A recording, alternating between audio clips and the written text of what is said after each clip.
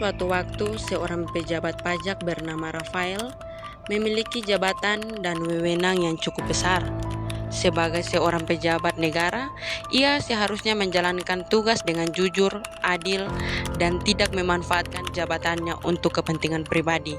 Namun, godaan untuk memperoleh keuntungan lebih besar mulai muncul ketika ia berhadapan dengan seorang wajib pajak yang memiliki kepentingan dalam urusan perpajakan. Pak Rafael, Ya, Bapak ada yang ingin bertemu dengan Bapak?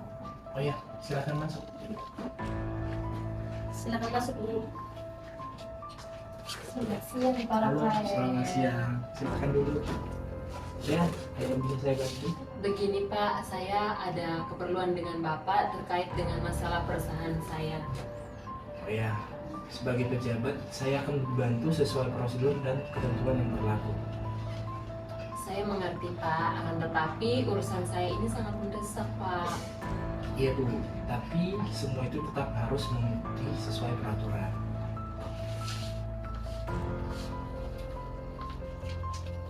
Tentu Pak, saya sangat menghargai bantuan Bapak. Loh, ini apa? Ini bukan apa-apa, ini cuma sedikit tanda terima kasih dari saya.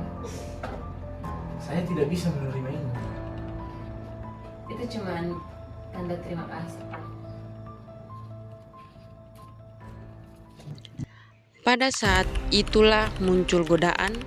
Pemberian tersebut tampak seperti hadiah biasa, namun karena diberikan kepada seorang pejabat yang memiliki kewenangan dan berkaitan dengan kepentingan pemberi, pemberian tersebut berpotensi menjadi gratifikasi yang berhubungan dengan jabatan. Ini sih Pak Rafael. Ya, gimana Horas? Itu apa Pak? Ini tadi ada seorang pengusaha memberikan amplop sama saya. Itu udah biasa loh Pak. Itu cuma kayak ucapan terima kasih aja. Iya, saya tahu. Tapi saya kan seorang pejabat. Saya kan tidak pantas menerima seperti ini. Mau semua ditolak bagaimana Pak? Jadi Bapak dapat apa? Itu kan udah biasa. Ini juga sih. Saya juga tidak meminta, namun mereka memberikan amplop ini kepada saya. Udah ambil aja Pak. Itu ucapan terima kasih doang kok, biasa aja. Baik, ini akan saya terima. Disinilah kesalahan mulai terjadi. Rafael mulai membenarkan tindakannya dengan alasan bahwa ia tidak menerima pemberian tersebut. Padahal, sebagai pejabat negara, pemberian yang berkaitan dengan jabatan dan berpotensi menimbulkan konflik kepentingan seharusnya ditolak atau dilaporkan. Ya, gimana nih? Akhir-akhir ini kok hidup kita makin mewah ya, banyak aset yang berlimpah-limpah. Ya, puji Tuhan. Itu semua adalah berkat dari Tuhan. Jadi kita syukuri aja ya. Iya. Dedi. Iya, aku mau beli Mau mana? Dedi. Mau beli mobil. Iya, nanti Papa beli ya. Iya Dedi. Bagus. Oke Dedi. Tapi semuanya ini sesuai dengan jabatanmu di kantor kan, Pi? Ayo banget, semua bisa dibutuhin. Ya. Keinginan untuk mempertahankan gaya hidup mewah dapat menjadi salah satu faktor yang mendorong seseorang terus menerima keuntungan ilegal. Pemberian yang awalnya dianggap kecil akhirnya menjadi kebiasaan. Ketika seseorang sudah terbiasa menerima, godaan untuk mendapatkan lebih banyak semakin besar. Nanti saya kabar lagi untuk informasi selanjutnya. Permisi Pak. Oh ya, Pak, ada sesuatu yang membuat saya khawatir dengan kekayaan Pak Rafael. Karena jabatan dengan kekayaannya tidak sesuai Pak. kamu ngomong seperti ini ada bukti lain atau informasi lain? Karena jangan sampai kamu salah tuduh. Karena ada transaksi dan hubungan pihak-pihak yang memiliki kepentingan dan urusan itu Pak. Baik, kami akan melakukan pemeriksaan lebih lanjut. Dalam kasus gravitasi yang harus dilihat itu adalah siapa ini penerimanya dan apa motifnya, dan penerimanya ini apakah pejabat dan apa kaitannya dengan pekerjaannya begitu. Kami akan melakukan pemeriksaan lebih lanjut. Baik Pak, terima kasih Pak. Kasus Rafael kemudian menjadi perhatian publik setelah gaya hidup mewah keluarganya menimbulkan pertanyaan. Penyelidikan terhadap kekayaan kemudian mengarah pada dugaan penerimaan gratifikasi dan tindak pidana pencucian uang. Selamat siang Pak Rafael. Iya, selamat siang. Silakan duduk. Ya. Ya, gimana kemarin Pak Rafael? Iya, begini Pak Rafael, maksud kedatangan saya ini, saya ingin menanyakan beberapa hal terkait sumber dana yang Bapak terima sekarang ini. Oh ya, tentu saja saya mau penghasilan dari usaha keluarganya.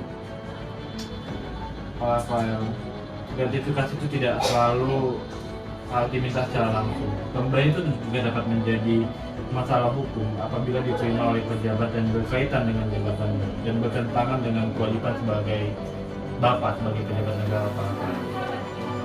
Saya tidak pernah menerima uang dari siapapun. Lalu, kenapa pemberian itu diterima Pak Rafael dan apakah berkaitan dengan jabatan Bapak sekarang ini? Saya itu hanya menerima itu sebagai tanda terima kasih, tidak ada maksud lain. Pak Rafael, seharusnya Bapak tidak menerima aliran yang diberikan oleh orang lain. Bapak tahu itu adalah tindakan yang salah begitu Pak Rafael, dan kenapa Bapak malah menerimanya? Begini saja Pak Rafael, ini untuk masalah ini akan saya selusuri lebih lanjut, dan untuk kalau sewaktu-waktu saya akan meminta keterangan dari Bapak. Kalau begitu saya permisi Pak Rafael. Silakan. Terima kasih.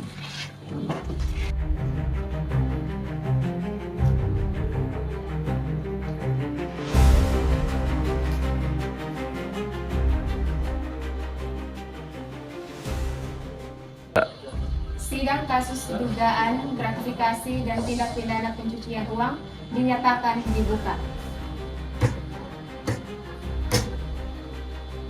Yang Mulia, terdakwa merupakan seorang pejabat negara. Ia diduga menerima berbagai keuntungan ekonomi dari pihak-pihak yang memiliki kepentingan terhadap jabatan dan kewenangannya. Apa dasar tuntutan tersebut? Terdapat beberapa unsur yang harus dilihat. Pertama, adanya pemberian. Kedua, penerima merupakan pegawai negeri atau penyelenggara negara. Ketiga, pemberian tersebut berkaitan dengan jabatan. Yang keempat, pemberian itu bertentangan dengan kewajiban penerima. Kemudian, saya tidak pernah melakukan korupsi. Saya tidak pernah memaksa orang untuk memberikan uang kepada saya. Namun, menerima pemberian yang berkaitan dengan jabatan juga dapat menjadi masalah hukum. Seorang pejabat negara tidak boleh menggunakan jabatannya untuk memperoleh keuntungan pribadi. Saudara Rafael, jabatan itu bukan milik pribadi, tapi jabatan itu adalah amanah.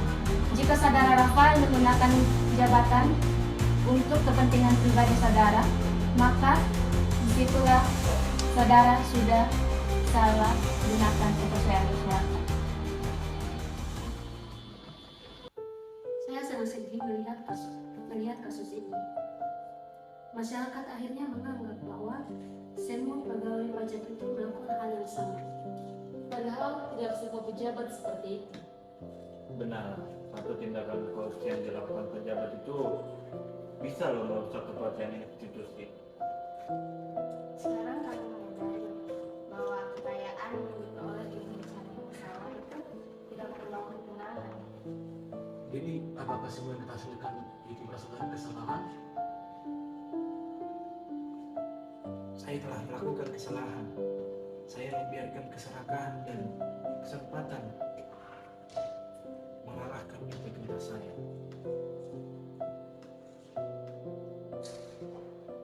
Udah tuh. Alkitab di sini mengingatkan dalam Keluaran 23 ayat 8, janganlah engkau menerima suap, sebab suap membuat buta orang-orang yang melihat dan memutarbalikkan perkara orang-orang yang benar. Ya, artinya setiap pemberian yang mempengaruhi keputusan dan juga keadilan itu harus ditolak. Kejujuran bukan hanya diperlukan ketika ada pengawasan. Kejujuran yang sesungguhnya terlihat ketika seseorang tetap melakukan yang benar meskipun tidak ada orang lain yang melihat. Karena itu, setiap orang yang memiliki jabatan harus memiliki integritas. Karena jabatan tanpa integritas dapat menjadi alat untuk merubah menjadi kejahatan. Saya menyadari bahwa sebuah kesalahan itu tidak selalu dimulai dari yang besar. Kadang-kadang bisa dimulai dari pemberian kecil yang kita anggap biasa. Saya juga menyadari bahwa pemberian kepada pejabat bukanlah pemberian hadiah yang benar. Nah, membiasakan hal seperti itu dapat menciptakan budaya korupsi. Keluarga juga harus berani mengingatkan kalau ada sesuatu yang tidak benar dalam keluarga. Kekayaan dan kemewahan lebih penting daripada kebenaran. Nah, di sini lembaga harus diperkuat pengawasan dan transparansi.